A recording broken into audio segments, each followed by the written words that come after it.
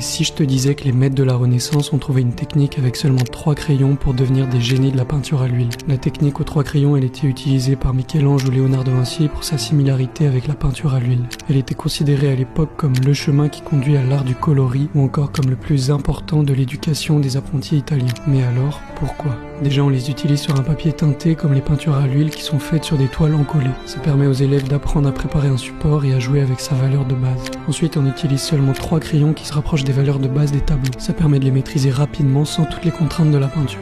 La pierre noire, elle sert pour les ombres et les modeler. La sanguine, elle est utilisée pour la coloration des chairs et des tons chauds. Enfin, on utilise la craie blanche pour rehausser les lumières et donner tout le volume à l'œuvre. C'est comme ça que les anciens maîtres arrivaient à créer des œuvres incroyablement dynamiques seulement en jouant sur les contrastes et la lumière naturelle. Si vous faites bien attention, on n'est plus dans le registre du dessin où on fait des contours qu'on vient remplir après. Ici, on se rapproche de la peinture. La réalité, elle prend forme seulement grâce aux couleurs superposées. D'ailleurs, les ébauches de l'époque, les premières couches qui servent de base au chef-d'œuvre, elles utilisaient exactement les mêmes couleurs que les 3 crayons. Voilà comment passer du dessin à la peinture. N'hésitez pas à partager à quelqu'un que ça pourrait intéresser et à vous abonner pour en apprendre plus sur les techniques de la Renaissance.